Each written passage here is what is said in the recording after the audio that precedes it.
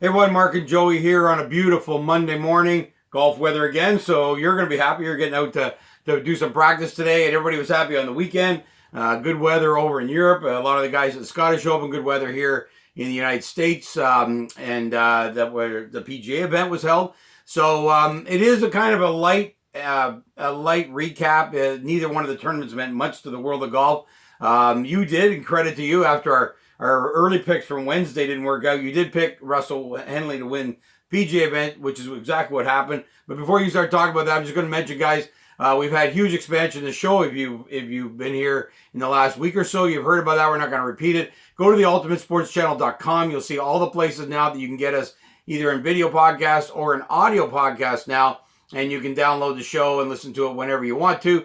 You don't have to see our beautiful faces. You can just listen to the show and hear exactly what we're doing on the video side, just stripped of the video. So pretty cool that way. So ultimatesportschannel.com. We've also added a sports feed, news feed there, so you can see the sports of the day as well if you want to visit every day. And yeah, so that's it on the new stuff. Expansion. Anyway, Joey, you picked the winner. I'm gonna let you talk about the. You didn't win. You finished second. Oh, he's second. Sorry. All my picks went away. I stopped paying attention. It was they were non-event, off week event as we call them in the PGA world. Good for the young guys. We talked about that on Friday or on Saturday's show. Young guys getting a chance. Some older veteran guys getting a chance to win when the top 10 are not there. And that's what happened this weekend. Yeah, Dylan Fertel, you guys' first win from South Africa here. Went from 154th in the FedEx Cup to 49th. So it's amazing. So he's happy with an off week. That's life-changing wins right there. And he's off to the British Open. Yeah. With the win. He gets to hop on the flight and fly over. Great win by him. He shot 7 under yesterday. Topping Russell Henley's 10 under. That got him to 19 under for the tournament. So, he pulled away and won by 2 shots. Very impressive. He putted fantastic all week. It's always good to see a new guy win, especially in weeks like this, where there maybe wasn't probably going to be a change of the guard type of win anyway in golf. So it's great to see a guy get his first win. Like I said, from South Africa, played absolutely amazing. And like I said, gets to go to the British Open now for the first time in his career. Got his first win, got in the top 50 of the FedEx Cup, you don't know and they got 500 and not quite $1 million, but a nice little paycheck, probably double that bank account in 1 week. So very cool stuff. Like I said, Russell Henley finishing second.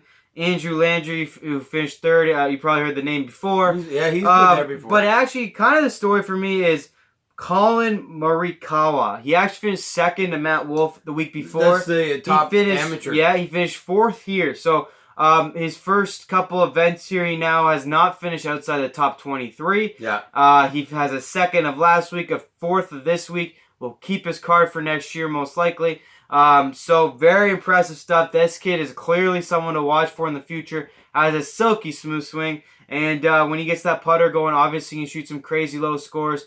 He did it this week again at -17. So it'll be interesting to see what happens with him. I think he'll have one more event. He'll have the off week of the British at the Barbasol, and then you'll have the Wyndham. So, but I think he's already kept enough points for next year. So very impressive stuff. 22 years old, just like Matt Wolff. The other rookie was in there too close, top 10, I think. The guy from the U.S. Open. Oh man, the name starts with an A. I forget. Joaquin Niemann at a top 10. Very good things for him. He's already in the British. He had a good last year, so actually he's keeping going. Andrew Landry, like I said, he won last year, but he was actually the story of the U.S. Open a couple of years back. Yeah. Walking with DJ. I always remember him walking with DJ because he had like 8 little quick steps going, and DJ had 1 long stride to match him. I'll always remember that moment. That was pretty funny. Roger Sloan with the hometown boy Canadian. He registered top 10 to move him up in the FedEx Cup standings. I think that moved him upside inside the top 100. So that's a big move for him. Congratulations. Hopefully he can keep it going. Always good to see Canadians keep going. What's funny is when there's a Canadian and we don't know who he is. We've never heard his name, no idea. So he must be just a couple times. But must be from BC even as a kid or whatever. And like I said, it was just a good week all around. Victor Hovland, who's the top amateur. That's who it was. Sorry. He finished tied 16th again. Oh, that's where it was. So another great start to a career. He has not finished outside the top 16 because he's played 2 events. Yeah. But he even had the great U.S. Open. So really, those are kind of your stories, to be honest with you. Lots of young guys making good moves, continuing going. Canadian made a nice move for us, but really Colin Morikawa is someone to look for. 22 years old, 2 years older than Matt Wolff. But obviously you saw it when he faced Matt Wolff head-to-head.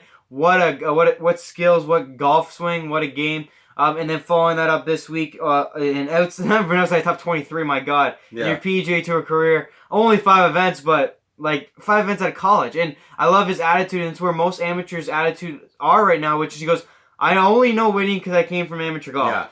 Yeah. So it's very interesting that these guys are kind of taking the same approach. Matt Wolff is the same way. They only know how to win, so when they're coming out here, they're actually trying to stick with that. It'll be interesting to see how the pro careers go, because I think that's part of the problem with Spieth right now. He's just looking for good results instead of thinking of winning all the time. Maybe that will hinder him throughout the career, but we'll see what they do going forward. As you mentioned, though, what's interesting to watch is we've seen this before. We see guys come out of college. They're all, kind of got that college winning background, come out, do well, but then it's sustaining it. And, boy, there's a lot of guys fall off the map after getting that first win. We know that from our Canadian group, who we actually continue to follow, who won in their first or second years and have not been able to repeat. And, in fact, struggled to keep their cards after that. So Mackenzie Hughes being one of those.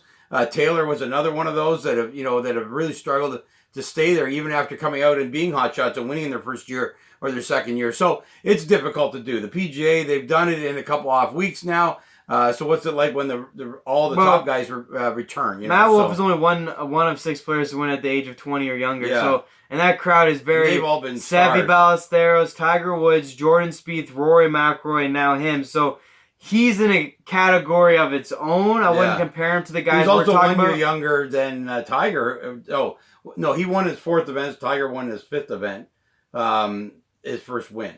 Right, So he's even got that record. Same age, though, but yeah, no. So I mean, for me, it's a little different than those Canadians you talked about. But this is a Mirakara guy. He reminds me of Joaquin Niemann. Joaquin Niemann had such a great start last year. Has done enough to. He's going to keep his card this year, qualify for the Opens, which is great. But didn't really break out with a win like some people thought. Yeah. So it'll be interesting to see how he goes forward. Not actually grabbing a win yet, which is, by the way, so much different with 2 years exempt. All this money, all these points in the Masters. So Makara doesn't really get any of that from these good finishes besides keeping his status. But I think it's just too much talent in that young man not to at least have a good career. You never know what that might become. I mean, someone said to me on the other day on the on the TV, Charles Howell was that guy. Yeah. Brian Moore was that guy. Now, great careers, not what we expect. Not the wins. So what will come? Will it come of a great career as far as earnings and always be on the PGA Tour for the rest of your life? Or will it be something more for him? We'll find out. Matt Wolff, I think, is something more simply because that category is in of those 6 but it's interesting, the guys you mentioned, Charles Howell was like the next one. I mean, when he hit the tour, even Sergio, the next one thing with Sergio, really one major, 16 wins. Sergio was the same, yeah. But he was the guy, too. So years old, there's always the guys. It's not as easy as people think. No, but the 20-year-old winning thing, it's just such a small category. I expect Matt Wolff. But talk about Mirakara, who is more important this week because of his finish. Yes, is he one of those guys? Is he going to be the guy that could have been, should have been, maybe? Yeah. Never ends up doing what we thought, but has a great long career because no doubt he's going to be on tour. Yeah. Or is he going to be something more? It'll be very interesting going forward. All I know is a lot of question marks. Even Victor Hovland actually had the great U.S. Open. Actually had 2 worse weeks than these 2 guys, and yet he was supposed to be the guy at the U.S. Open. So every week it feels like the announcers are picking the next one. So we'll see going forward what can be done to that. But let's move over to the Scottish Open. Yeah, let's get over to Europe. We're going to be talking about this week. Yeah. Well, we'll do our British Open show on Wednesday. Hear what the players have to say about the course. Get a better update on the weather and make our picks then. But the Scottish Open... I just want, before you start, interestingly enough, you mentioned the course, and you're right. In fact, they haven't played in this course since 1951. And there's new holes. And there's a couple new holes, but the guys know nothing about this. So when they've gone over to Britain in the past... They've kept it in a core of 4 courses mostly, right? Yep. So the players know them coming in, but this is the first time all of them. Most of them weren't even alive. Matter of fact, probably all the guys in the British Open were not alive. 51, 5 years old. Rory's dad wasn't even. No, Rory's dad. I'm 5 years removed from that date, and I'm 62. So we can almost guarantee you, not a single person, father or son, has played on this golf course. However, offset of playing, Graham McDowell and Rory have played. Graham McDowell, this was his home golf course. Yeah, both Rory and Graham have played this course a bunch outside of tournament play. McDowell's brother still works there. So it could be really significant. It could be significant for them. Sometimes their home course actually could play havoc too. Because actually, a lot of times the course is so different from your regular stuff. Yeah. I don't know if it'll be the case here because they can't do much different with open courses. The greens have to be slow because of the weather. There's fescue and there's bunkers. I don't think there's much changing. Unlike a U.S. Open course, remember at Oakmont, they shave the rough all the time. All of a sudden, they go to the rough. It's completely different. And the greens go from a 10 to a 13. That's not really the case here, so I think it will benefit both of them to have played the course. But these guys get so much time in nowadays. I just don't really care if they've played it or not played it. They've all been over there for 2 weeks. I mean, really, because they don't play a lot now in between these majors. Yeah, they get because good practice they're rounds. so close. They're over there for so long. So I'm not going to allow anyone, if I hear any player say I didn't know the course well enough, that's an excuse. If you're a top player. Now, if you're a player who had to win to get in, had to play the Scottish Open, maybe had to play the John Deere, or maybe just played leading up to the week before and you just got over there the week before, obviously your jet lag, stuff like that, I don't blame them. But if you're a top 10 player in the world, you've been over there for 2-3 weeks, there's no excuse not to know enough about the golf course. Yeah. And there's only 2 players in the whole entire field that know it better than you, and McDowell and Rory. So if they go on to win, then credit to them. But really, you can't tell me that it's not like half the field knows the course. So no excuse as far as I'm concerned. I'll be interested though to hear the media pressers. That's why we won't do the show till Wednesday, so we can get as much information from the players as possible and from obviously just the commentators who are there and they analyze the course like no one else. Because they have to talk about it for 3 straight days before the tournament actually starts. Yeah. So we'll do that on Wednesday, but let's get into the Scottish Open exciting playoff. It's an exciting playoff there, and I want to mention, because you're going to go through all the stats, the one I was happy to see was Justin Thomas. Looks like his game is rounding into form at the right time for the British Open. Over the injury, this was nice to see him play 4 solid rounds. So because the guys who won aren't the guys we're looking for, but we'll go over who they were. But certainly Thomas playing, I would say he was the most noticeable change there. The only other thing I'll mention, and to be fair, I don't know where he finished, but McDowell with the home course going into the PGA it's amazing, been on an uptick this year in his play. And could he actually win the British Open? We'll have to take a look at it as we go through the week. Yeah, I mean, I feel like he might have blown playing a lot better golf. Worked so hard just to get there. Yeah. Because he wasn't qualified. What does that mean now to be there? Will he be too emotional, be too relaxed? But you hear stories like this all the time. It would not shock me whatsoever. This is the kind of stories that lead him to a win so often. And you'll sit here on Sunday and go, damn, I heard about that. But let's talk about Scottish Open. It was a great playoff. Obviously, Thomas had a good week. Stenson had a great week, by the way. Dark horse going in the Open. He absolutely ripped the cover off the ball this week. Hit his irons fantastic. If he can learn to find a putter next week, he could be very dangerous at the British. Well, obviously already won too. As you mentioned, what a lot of people don't understand with Stenson, he uses that 3-wood driver. He got into that because he couldn't hit the driver years ago, right? So for this golf course to have that extra bit of control in the British and even in Scotland is paramount, because you can't be in that fescue. You just can't be there. So he uses that 3-wood driver to stay in the fairway. It's made him an amazing tee to green player. And like you say, if you can get the putter going, he can be dangerous. Yeah, I mean, his iron play, though, is really the hallmark of his game. We've known it for a while. And he kind of fell off the map a little bit, obviously aging up to, I think, 42 now, which is insane. But because these Europeans come over so late, it's hard to believe sometimes how old some of them are. Like Rose, I think he's 38, and you feel like you only have had him on your tour for a couple of years now. So Stenson, former Open winner, struck it amazing this week. A little bit extra from the putter. He could easily be there. Shot, I think, 16 under even without a great putter, just from how close he hit it. Yeah. So watch him. Justin Thomas, good week. If he stripes it well off the tee, because that wouldn't put him any wrist troubles with bunkers and long rough, he could easily be there. He's a great iron player again. Now, the slow greens, too, are going to be a question mark. Stenson uses a big-headed putter. I think that's going to be a key this week. Rory uses a mallet putter. Guys with blades, sometimes these greens get too slow. They don't know how to hit it hard enough. Yeah. The mallet putters are we know Tiger's actually one of the best putters ever. He's changed a lot of times. He's changed when he's going to Britain a lot and used a different putter. So it'll be interesting to see who is doing that as well. And obviously putting like it is in every tournament, never mind every major, is going to be key to all of this. And but I was glad to see Thomas. I'm really happy with Thomas to make the move that he did. And looks like he might be ready for a big week coming up here in the British Open. Tiger, we'll talk more about that on Wednesday. But speaking of the Scottish Open, because you still haven't let me dive in, I know you're excited for the Open, man. We all are. Well, really, that's where we go. Give credit where credit is due. Bernd Wiesberger won in a 3-hole playoff, led virtually the whole week. This is now, I think, they say his 5th or 6th win. Very impressive stuff. Only about time, I think, before he transfers a little bit more over to the American side of the PGA Tour. Big guy, but we want to talk about putting. Poor guy going for his first God. win. Shoots 62 and 3 putts twice on 18, including missing about an 8-footer for birdie to also win. That was going for his first win. He gets the runner-up finish, gets to go to the Open, but that's heartbreaking for him. Obviously some nerves involved there. He hit it great, which sometimes it shows nerves in the more. playoff. Even in the playoff. I mean, he had the chances, and unfortunately, the putter let him down. But Bernd Wiesberger might be a dark horse too, going over to the British Open, a big guy. I don't know if the wind will knock him off or he'll be able to get a big firm stance and control himself better. But big guy can easily play the British Open very well. Plays in Europe more often than most of these guys nowadays. Yeah. He doesn't play in the States a whole lot, so very interesting there. But congratulations on the playoff win. Feel bad for the guy. Virtually no offense. Oh my God! To you. I feel horrible. I don't know.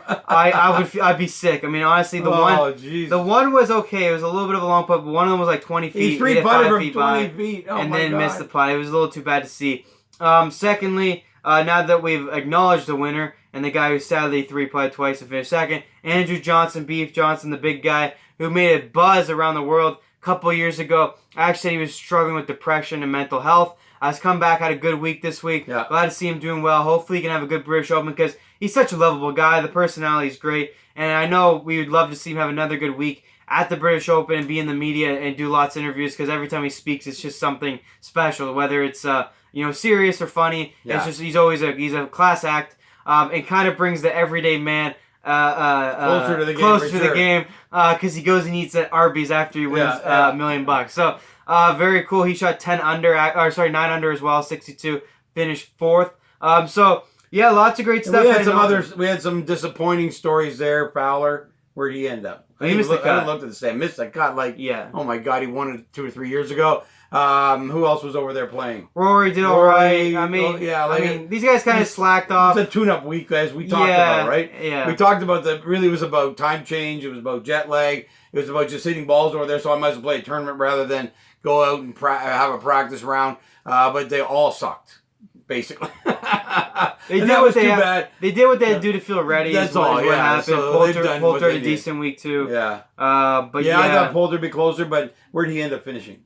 I mean, he was like 15th, I think. So it was good enough. I lost track of him. He was decent going in. I think he's got a shot at the British Open because of that. That he's tuning up. So it'll be interesting. We're going to see Wednesday. There'll be lots of stories in the next couple of days. Weather's going to be key. We'll see what the weather forecast is going to be like. Hopefully they get Wimbledon weather because it was incredible. Oh, lastly, before we move on, I love how they handle things over there. First of all, they don't call it pairings. They call it games. So you're game 1, game 2, game 3. They also call it, you're not at -15, you're on -15. Right. Which is cool. What was the other one that I wanted to say? Oh my God, I'm going to blank here. But anyways, there's a couple other cool ways they talk golf. And I kind of like them, to be honest, a lot better. They're less formal. They're kind of cooler. I think, they sound better. But I forget the one I really wanted to mention. So, but we'll move on from that. But I just thought, look it up. Maybe you'll hear a lot about it probably at the Open Championship. For sure you will. So if you want some inside knowledge, go Google original golf terms, British golf terms, Scottish golf terms. You'll see what I'm talking about here. But the one that stuck out a lot was they do call it games and not pairings. Yeah. And stuff like that. So very, very cool stuff. David Faraday, by the way, should be on a full-time panel in the booth. Well, he should have not. Maybe they're on different networks. I can't remember. Yeah. Paul Azinger shouldn't be in the booth. No, David Faraday should be there for sure. Is so funny. You have to get him in a booth. He is hilarious. And the stuff he said yesterday and the day before is just too good. And drawing comparisons to celebrities. And he did a whole thing on this one guy looking like Jerry Seinfeld. I thought he was doing a stand-up act. You just got to get David Faraday, please, in a booth full-time. I know he does it Thursday, Fridays for Golf Channel. Him and McCord would be incredible in a booth. Oh, my God. Anyways, it was a great coverage and another good event out of Scotland. Well, setting us up, it was an off week. A lot of guys just sort of tuned it up, but we're getting ready. And, living in England and in Europe purely, Wimbledon, you're going to the British Open. They had the F1 race there, which we're going to talk about on a different Cricket show. World Cup. Cricket World Cup. What the hell? Scottish Over Open. 2-3 weeks, these guys have had every major event in sports. So it must be amazing being over there right now and enjoying By the way, they also got every result they wanted. Yeah. They might have wanted Federer over Djokovic, but they got Lewis Hamilton, hometown boy, to win that F1 race. They Don't got give it away because we're F1 show yet. they got Anyway, they had a big week. England won the World Cup of Hey, cricket. you're giving away all our shows. Stop telling people what the We're not going answers to talk are. about cricket. Anyway, it was a great week in England, just amazing, and good for them. It's exciting time for sports there, exciting for us on TV. And the one thing that's fantastic, most of you won't know, but I've mentioned before, I'm 62. Boy, I love 4K TV or 4D or whatever the hell they call it now. We're there. It's like we're there. When I remember watching the British Open 30, 40 years ago in black and white, oh my God. Well, further than that back for black and white, but the first stages of color, it's almost embarrassing and unbelievable. I think you said it. How did we even watch sports on TV back then? I can't watch Nani. We had no expectations, and now we're there. Matter of fact, I can't imagine watching sport live anymore because of how great TV is. Anyway, that's just an anecdote for me being as old as I am. So we'll be back Wednesday with our British Open show, actually called the Open, not called the British Open. We call it that here because we have to explain to people it's not being played here in the U.S. or in North America. The Open will be coming up this weekend. We're really excited about that. Everybody get their rest. We'll all be up 4, 5, 6 o'clock in the morning. So everybody get their rest so you can sustain that kind of stay-up factor when the British Open comes this weekend.